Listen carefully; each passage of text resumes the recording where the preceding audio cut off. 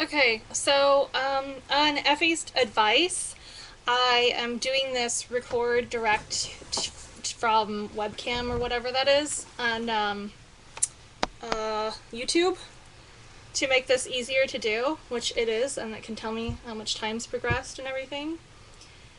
And the microphone looks good, so this is day 7 of whatchamacallit. I've got my Diet Coke because I cleaned this entire space before. You wouldn't even be able to see the desk, and now it's all cleaned and organized and ready to go. And I stopped by Big Lots on my way home, and I was like, I deserve a prize. So I got a little bit of thickers, I got these really cute flowers, and some buttons, of course, and you can see $1. I mean, come on.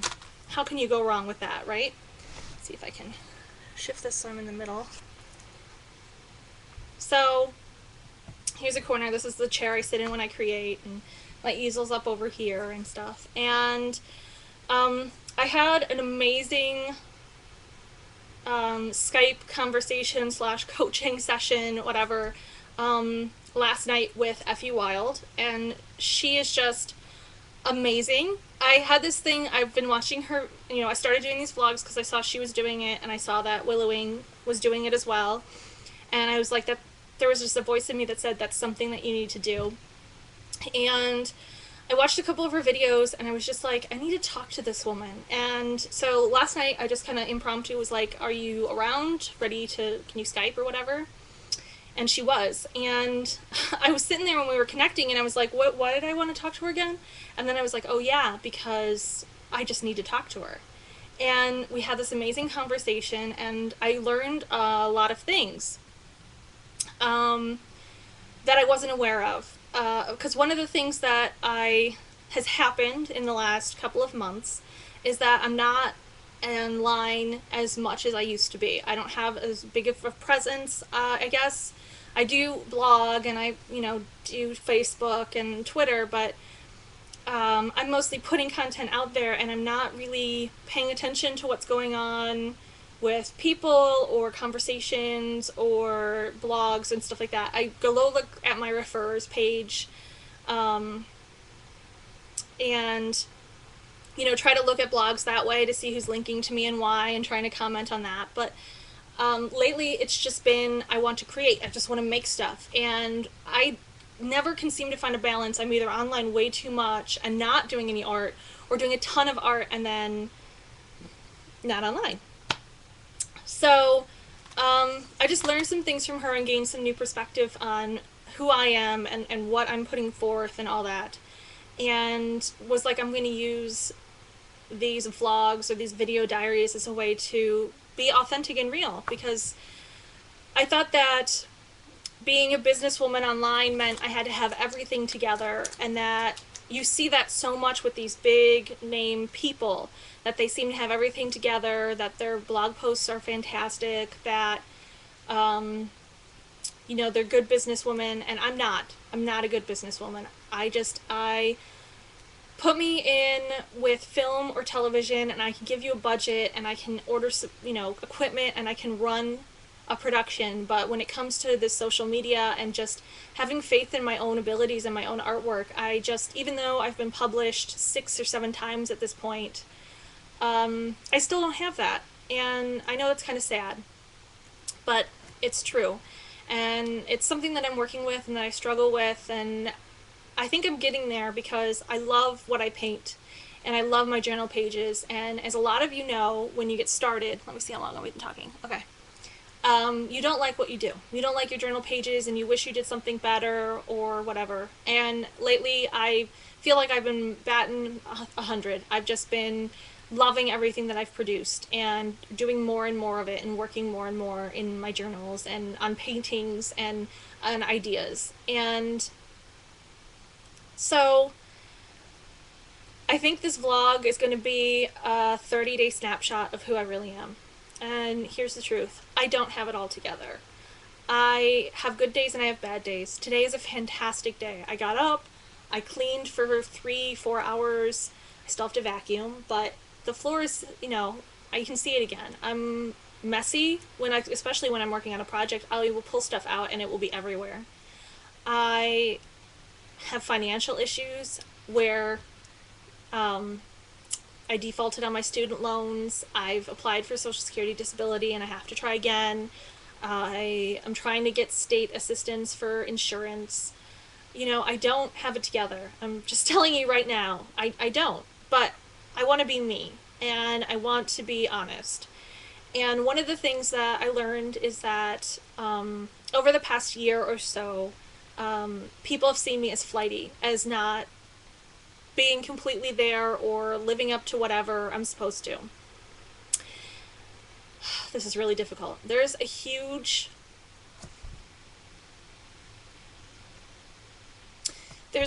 part of my life that I have told some people in conversations on Skype or Instant Messenger because I've had really bad days dealing with this. But there's a huge part of my life that I haven't shared. It's part of the reason I'm in my closet, in my favorite chair. I'm kind of hiding away from everyone. And hopefully the story will help explain things.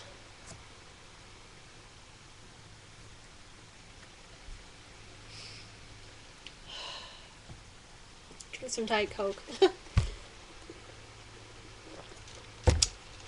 Will help explain things as to why I've been so flighty and why things have been not as good as they could be and stuff. So last year, so in January I lost my job, and it was because I was having a really bad fibro day and I didn't have anything and the store was out of aspirin, and one of my regulars came in and she was like, how are you doing? And I said, well, I was having a really bad fibro day. And she was like, well, I have some, aspirin or whatever in my car, I can give you some. And I was like, that would be fantastic. And so she handed it to me over the counter. And my supervisor at the time was a woman who, let's just say, had treated me to a point where I was, I had asked 2 days earlier to transfer out of the store. I couldn't work with her anymore. It was the last shift with her, and she was a paramedic. And so she's like, I've seen what happens if you take things that you don't know what they are. And so she called the district manager, and I was fired by the district manager. And the store manager was blindsided when he came into work. And so I lost my job. And that was really hard. Because I loved that job. And I had health insurance through it. And I had COBRA, except I got really confused with the payments and missed one, and they kick you off. You're done. That's it. And that happened in March. But what had been happening is, and I know I can tell this story because he tells it to everyone he meets. But my brother at that time was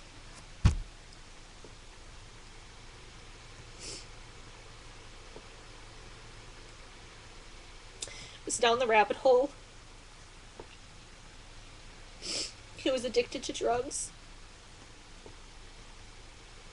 He was stealing. He was gone for days. He wasn't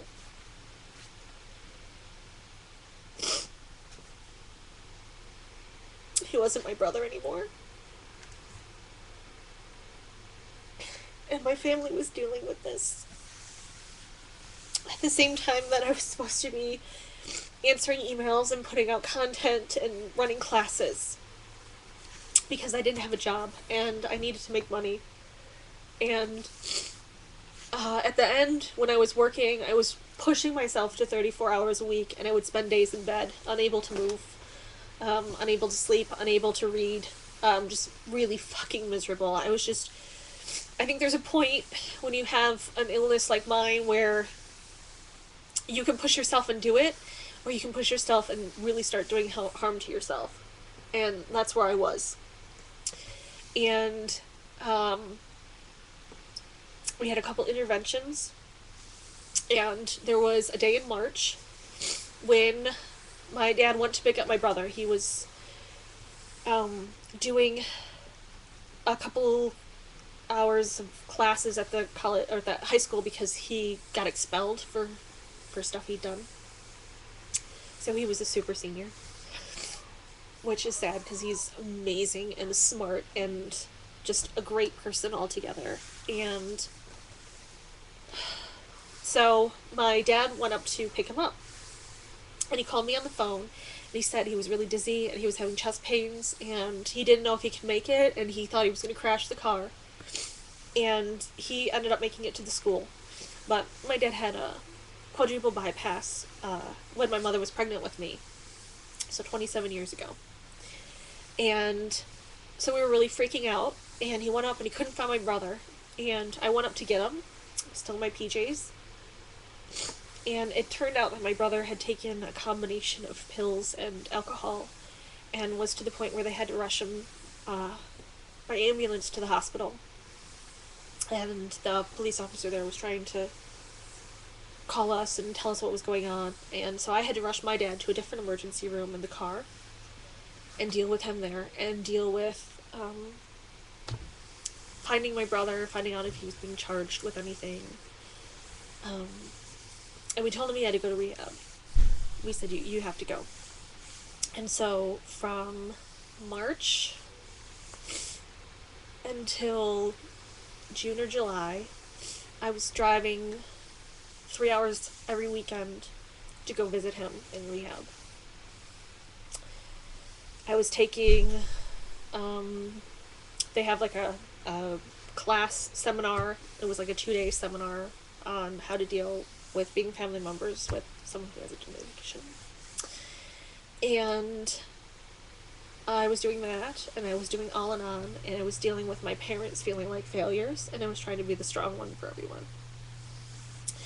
And after rehab, he went to a halfway house, and I was driving 3 hours every weekend, sometimes twice a week, because he would have to come back because he was on probation for a DUI and theft and all kinds of stuff.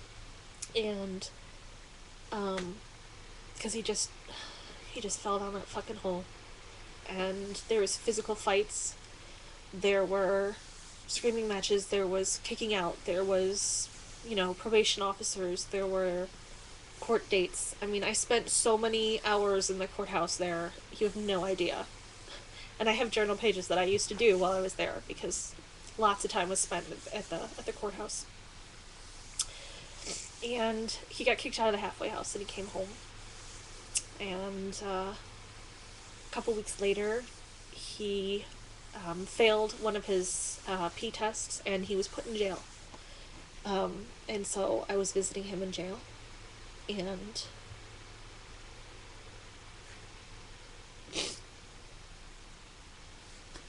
going to Al-Anon meetings.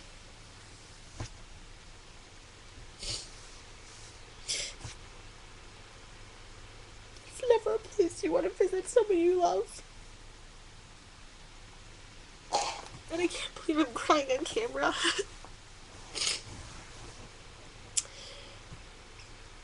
So part of that was he had to go to a different halfway house, or rehab. And so it was a different one. It was an hour and 15 minutes away. And so I was driving down there. That was during the week we had to visit, I think, Sundays. And then we went a couple times during the week when he had passes to come out and would go out shopping with us or whatever. And he did that program. And he came home after that. Was doing really good. And but yeah, he was there. And then in October, I drove out to Phoenix with my mother. Didn't have an apartment, didn't have a job, and she came out here, and my dad and my brother were packing up the house back in Illinois that we still own because we can't seem to sell it. It's been a year that's on the market. So she left, and I was here alone with the 2 dogs, with no job. That was around 21 Secrets time. Then my brother came out here for Thanksgiving. and we didn't see him for 3 days. And we found out he had been doing cocaine.